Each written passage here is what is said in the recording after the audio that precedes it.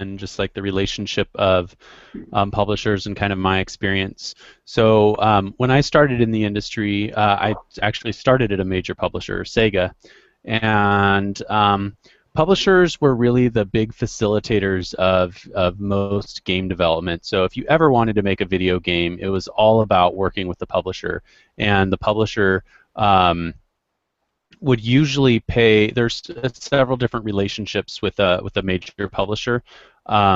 That's first party development, and that is where you are making a game for the publisher, and that's they basically would pay you to make that game.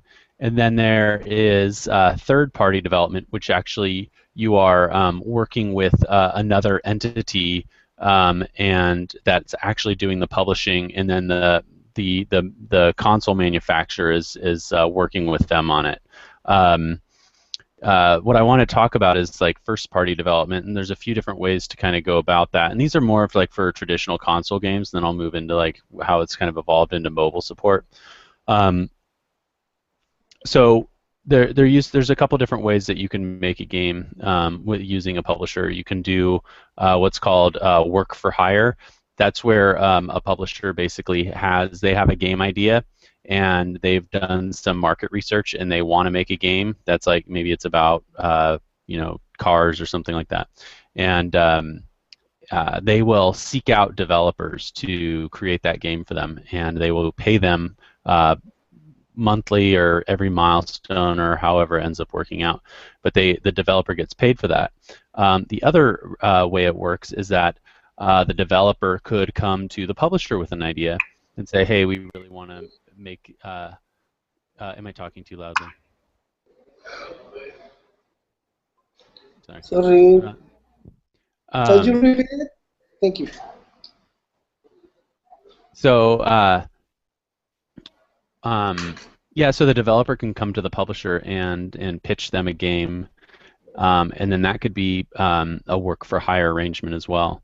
Another way to work with a publisher is to fund the development yourself and say, hey, I want you to publish my game.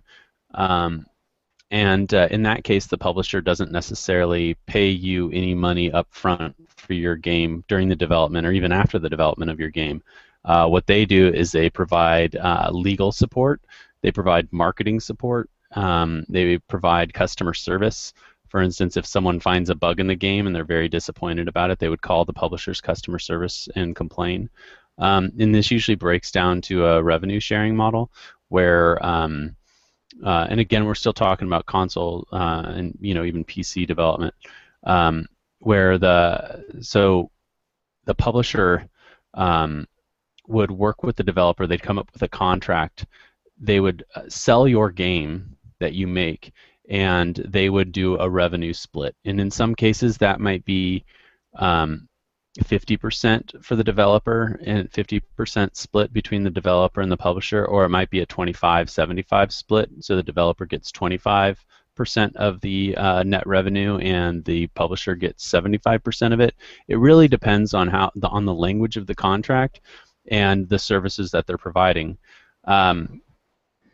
And now moving forward into like the current mobile games and that kind of thing, most publishers that are working with mobile developers will not fund the game at all. It's all about they want the game to be complete, and then when the game is complete, they will market it for you, and they will position it on the App Store, and so that you get more downloads and that kind of thing. And the revenue split ends up usually being 50% between on the developer and 50% on the publisher. The other thing that happens with publishers, and this is something that's just, and this is like across all different platforms and everything. Publishers like to meddle with your game. They like to interfere, and it's not necessarily a good or bad thing. They basically they're trying to make the game as good as it can be. And so when they're playing your game, they're going to come back to you with all sorts of feedback and suggestions that they feel would make your game better. Because ultimately, if they're going to spend time and resources marketing your game, they want it to be as good as they can be.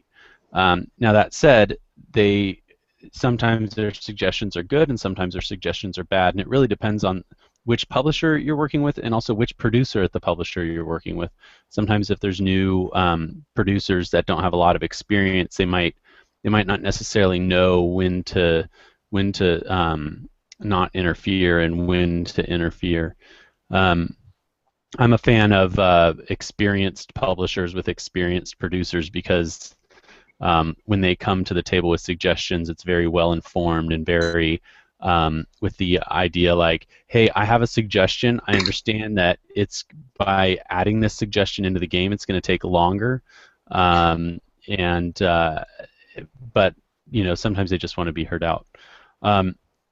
With mobile game development, it might be better to self-publish, especially if you're doing it for like iOS or Android. And the reason is that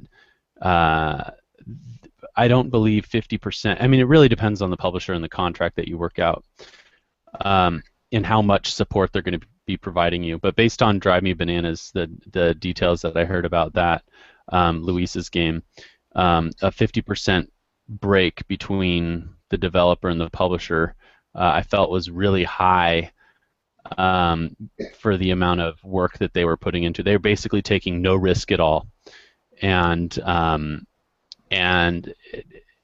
there wasn't necessarily like a guarantee about how high up on the App Store it was going to be or how many downloads they were going to be able to get you. And so I think the other thing that you need to pay attention with publishers, and this is especially true in your case since you're international, is there are corporate laws in America and there's corporate laws in Colombia, and you need to have someone who understands what laws are out there, and then also understand the language in the contracts, and can be able, because there might be some language in the contract that it refers to something that might be illegal in some country. And I'm not saying like horribly illegal, but it might be like, there might be, it's like, oh, well, you can't ever do more than this percentage or what percentage or whatever. So you really need someone who has an understanding in international business law to look over the contracts, to make sure that everything is spelled out as clearly as possible.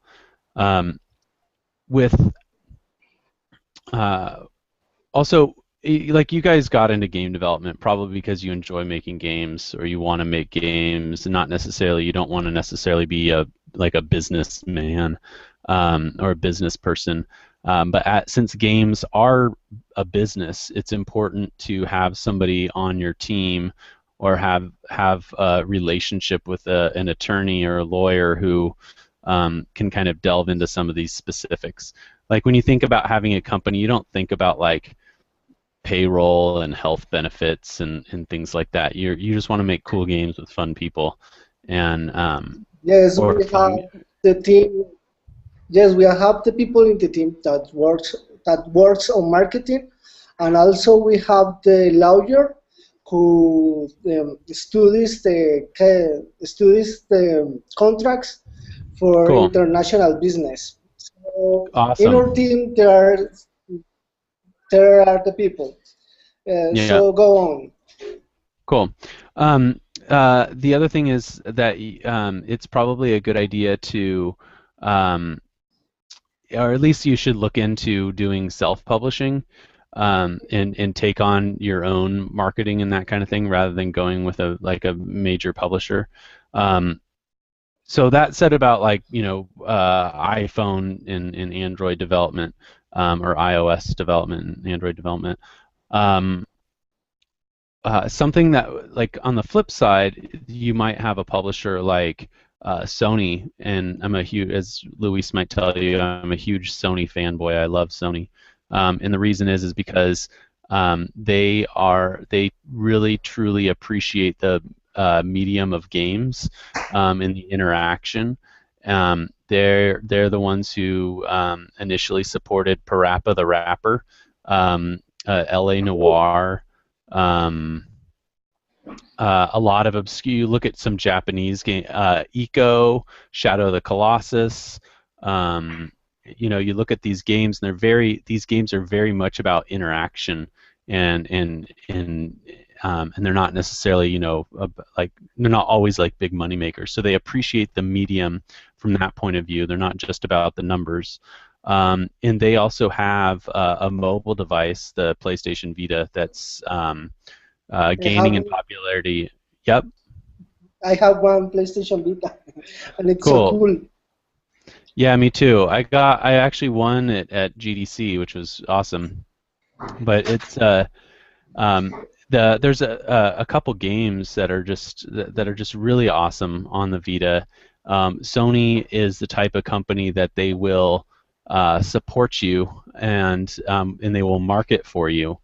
And so if you were ever to have a developer-publisher relationship with a company like Sony, that's something that I would say is worthwhile to pursue, and just because I feel strongly about their business sense and that how they appreciate the medium. So I think as you go forward, you're going to find that some publishers are easier to work with and more fun to work with than other publishers. It's not exactly a perfect recipe. There's also publishers that have licenses that you might want to exploit. For instance, Pac-Man, or like Final Fantasy or something like that. And if you wanted to do a type of game like that's of that license, then you do need to go through the publishers that own that license. Like if you want to make a Sonic the Hedgehog game, a bunch of buddies of mine that I used to work with, they just made Sonic Boom for the 3DS, and they did it for Sega. The previous game that they did was for Sony, and that was cool. Sly Cooper. Luis, ¿estás por ahí?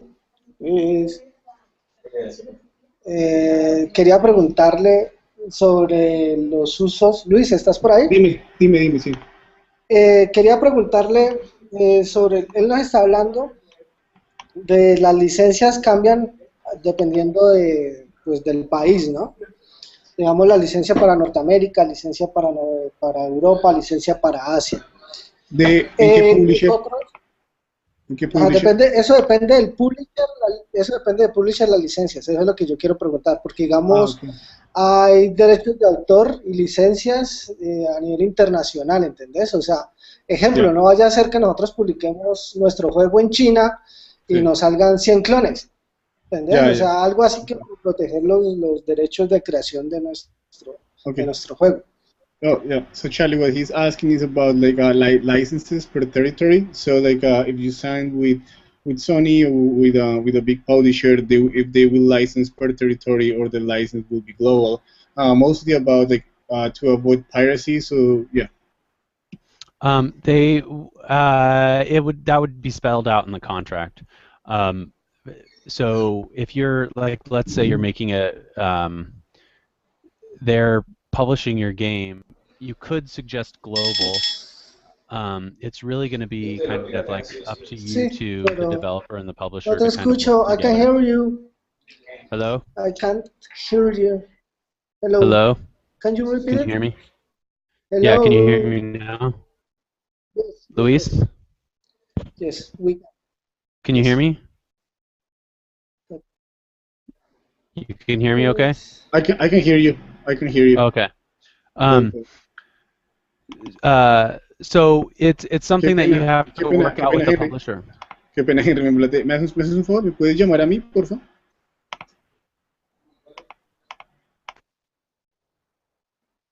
Sorry, guys. Move on. Okay. So it really depends on the contract that you work out with the publisher. In some cases, a publisher might say, for instance, let's take the game that I worked on, Pictionary. We marketed it in North America, and we marketed it in Europe, and it came out in several different languages. We didn't choose to do a Japanese version or an Australian version because the marketing data that the publisher had didn't necessarily warrant them dedicating resources to make the copy of the game for a separate region, to localize it over there. So that's something that you would have to work out with the publisher. They might not want to localize it globally. They might want to localize it in specific areas. And if that was the case, there might be some language in the contract where you could work with another publisher to publish it in the areas that the first publisher didn't want to release it in. But you would need to work that out, because in some cases a publisher might say, like, we want exclusivity and we only want to release it in these areas. And it's up to you if you want to sign that contract or not. Okay, we understand. Otra pregunta, muchachos. Algo sobre CSA's Publisher. Germán, ¿te puedes unir? Para mostrar el link. Sí, te mandé el link. Luis, ¿estás por ahí? Luis, por el Google Plus. Charlie, can you give us a moment, please? Yeah. Yep. Por el Google Plus.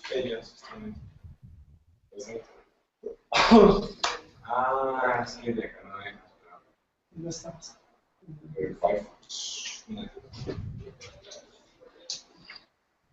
¿Estás por ahí? Luis.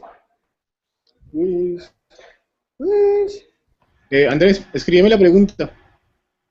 Decirle a Charlie que ya se va a unir Germán, compañero, ¿Cómo? para que mostrarle. Se va a unir el compañero Germán y le vamos a mostrar los primeros artes del nuevo personaje que estamos, los personajes que estamos seleccionando, y le vamos a mostrar unos videos de las mecánicas en su forma más básica del juego. ¿Listo? Okay, Charlie. So they're gonna join. Herman is gonna join and gonna show you characters and then some mechanics, some proposals. Okay, awesome. Okay. ¿Puedes manejar la voz? Yo pongo acá. ¿Se escucha mal ahí? Hola. ¿Hay eco? No, no hay eco, listo. Hello, Charlie. How are you, man? Hey, how's it going? Fine, thanks. Okay, Charlie. You're kind of cutting out a little bit. In this moment, we are new game.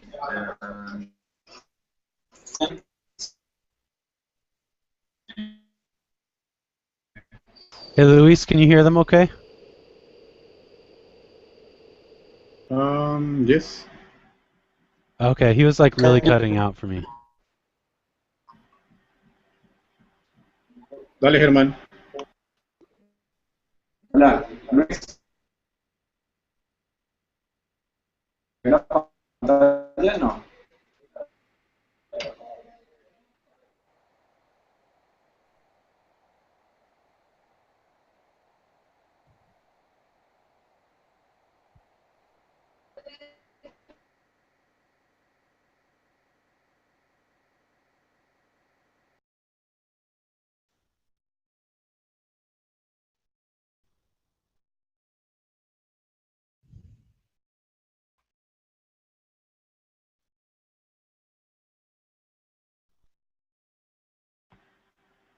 Germán? Hey, Charlie, can you hear me? Yeah, I can hear you fine. Germán? Andrés? You're lost. Did you lose him?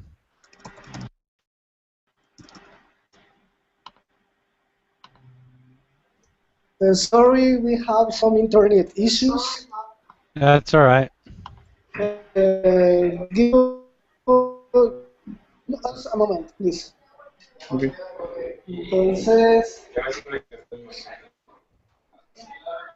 Por eso es que me gustaría reunirme desde la casa. sí,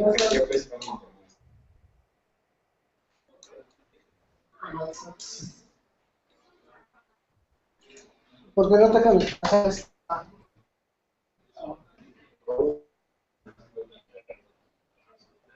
Pues sigamos desde allá hablando y Y para tres es más. que solo tenemos una hora. Eh, can you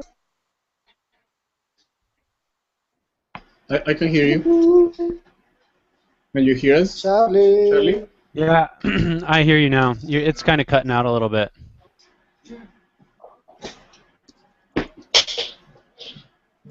No, mira, se Yeah, cayó. I can. Dale, Andrés.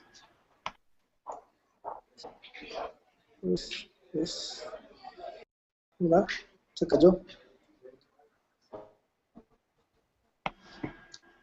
¿Qué pasó?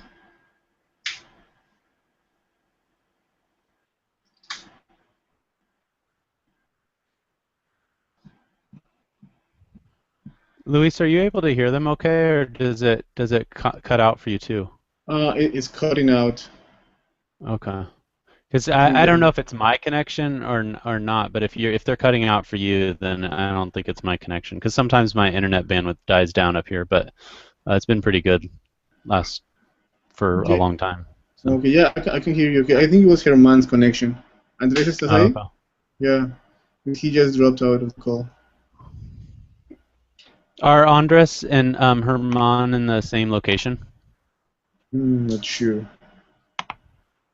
Oh. Luis, ¿nos escuchas? Sí, sí. Ya, es que aquí tenemos en la oficina problemas de internet. Ajá.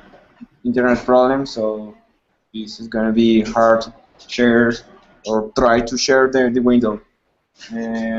Wait us just a few minutes. Okay. 5 minutes. 1 minute. 1 minute. Okay. Okay.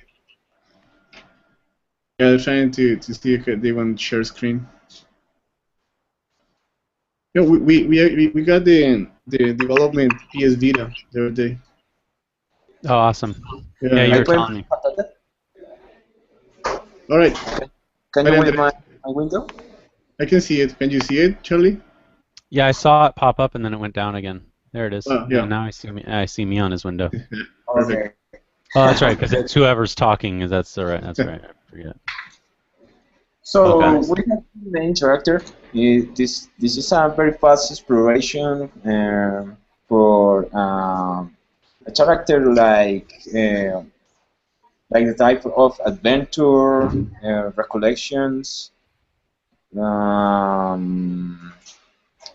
don't know. So. Okay. We are going to take the concept for sweet, cute, funny, very cartoonist. There are no. ¿Cómo se dice? Estos son los bocetos. Where the sketches. So, what do you think, Charlie? I think they look good. I would want to see it. Some thumbnails, kind of in from like the game perspective. Yeah. So I mean, when you look at it like this small, I think the ones that really resonate with me are the ones with the outfits that have like the colored helmets and the ears on them. Those stand out. Yeah, so if you take that and make it smaller, so we can see what it would look like on a game res. Yeah, so the bottom one and the one that's second from the left on the bottom stands out to me more. Like mostly I'm just like looking at what pops on the screen, right? Not necessarily like the cutest design, because there could be a lot of nuances. I think like one of the interesting designs is like on the top section in the middle, the one where he's wearing like the kind of an old hat and he has a little scarf. That looks cool as well, but you need to make sure that it reads well on the screen. And so what I would do is I would create like silhouettes in the context of the game, just like little sketches of what, almost like a gameplay picture of what it would look like with that character in the game, and then run each silhouette through there, and whichever one pops the most, whichever one like kind of stands out from the background and makes you feel like it has the most character. I mean, there's a lot of character in each of these sketches, and then in the more rendered pieces below, Um, I think for me, like I'm not really answering your question. You're basically asking me which one do I like the most, right? Yeah.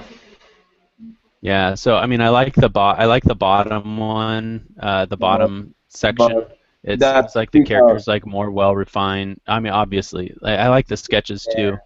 have that. The thing that resonates more with me though is like there's one image on the bottom, second to the left, where it's a lot darker. Not his helmet, but his head around his face is a lot darker, and that pops a little bit more. That one, yeah.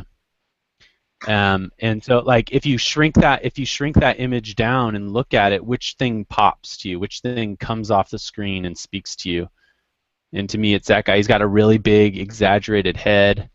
Maybe he has a tail. I don't know. I can't really see it, but um, it really depends on how big this guy is on screen. So, but that's the one that kind of pops the most to me. He's just got the exaggerated features, and Okay. he's got a lot of character in the expression, especially with those ears. You can do a lot of like expression with the character in the animation. Like if he's sad, you can make the ears flop down. If he's happy, you can make them pop up, and that reads really clearly to the player because it changes the silhouette of the character. If a character smiles or frowns, that image, that emotion's all being displayed on the same area of the screen, and it doesn't break up the silhouette at all. Um, and a tail will also really help with that too. A tail will help break up the silhouette. So I'll tell you a little story. I was out going for a walk the other day, and I have some cats that live inside and outside, and this is just kind of in reference to the tail.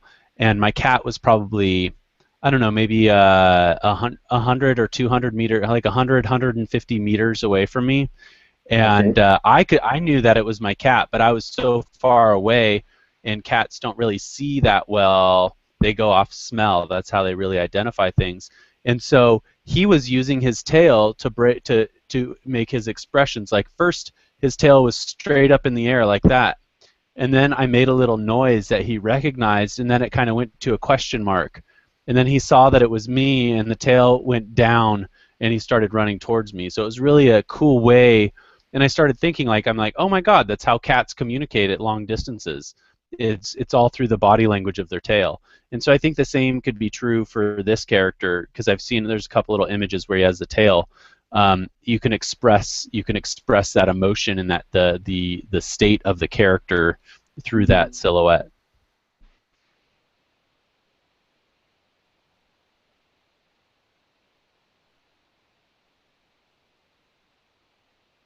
Does that sound good?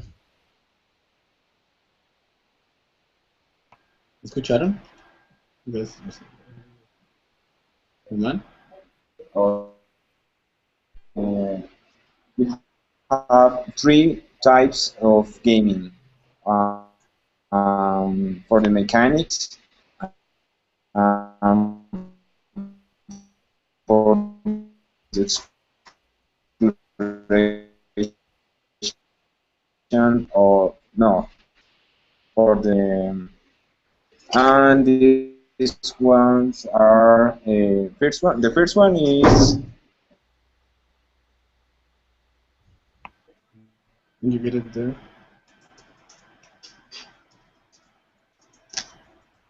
Germán? Germán is trying to this explain one.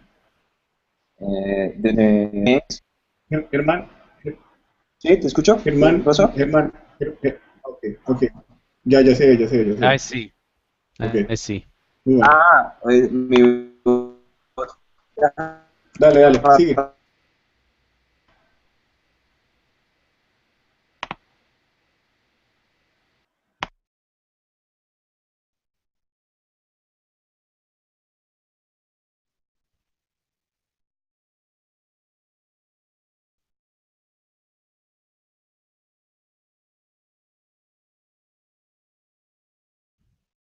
The first one, test for the mechanics and maybe the level design. And the second one, sorry, can you see the second one? I see Planet Test 002.jpg. Okay, planet is 003 BSD. Can you see that? That one? No. No, with a yellow or maybe green square in the center. No, I don't see that at all. Luis, do you see that? No, I just see the blue one. Luis, ¿qué estás viendo? Yeah, I see the blue level with the little asteroids in it. Yeah. Okay. This one is the second test. You see, this one is for adventure type, game type.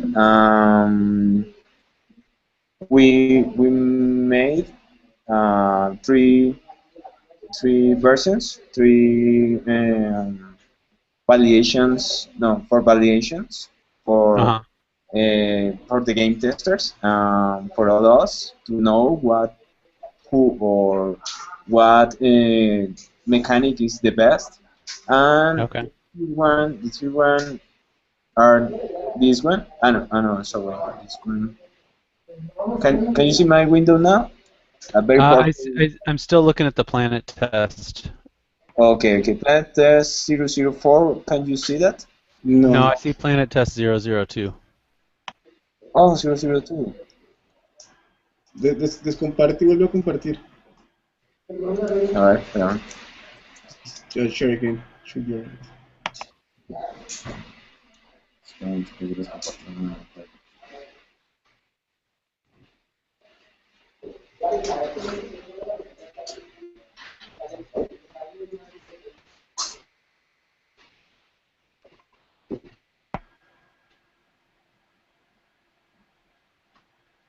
There you go.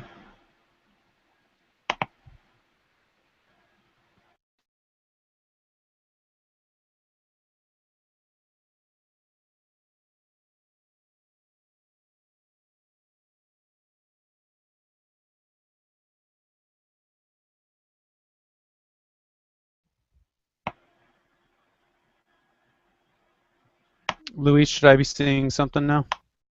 No, let's just wait for them. I think they're getting on and off. They're having problems with the internet. Okay. We can always pick this up again at some point, you know, when the connection's a little bit better if you want. Like, we don't have to, you know, try to squeeze it. Cut it. If we want to have, like, you know, break this hour into 2 half-an hours, that's cool. I think that'll be a good idea. Germán? Yeah, I think that could be a good idea. Germán? Yeah, you know what? Let's do that, and then what I can do, I can talk to them and ask them to send us the files. In advance. And also if there's something specific that they want me to talk about in the next half an hour, then we'll do that. Okay, yeah, let's do that, and let's arrange for next Thursday. Sounds good. Let me look at my schedule next Thursday. Hang on.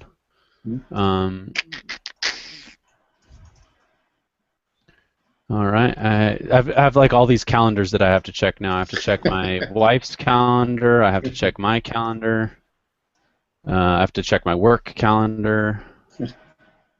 No, I'm good. So if we do tomorrow, like around, or not tomorrow, next Thursday, like around noon, that should be fine. All right, noon next Thursday. Let me put it. Yeah, just send me an invite, and it'll go into the calendar, and my wife can see that too. All right, perfect. I'll do it around noon. Let's see. Hi, can you hear us? Andrés. Hello. Andrés, ¿me escuchas? Andrés. Okay, I'll set this up and I'll talk to them, Charlie. No worries. Let me see. Hi, Andrés. 11.7%. No, pues que no está conectada. All right.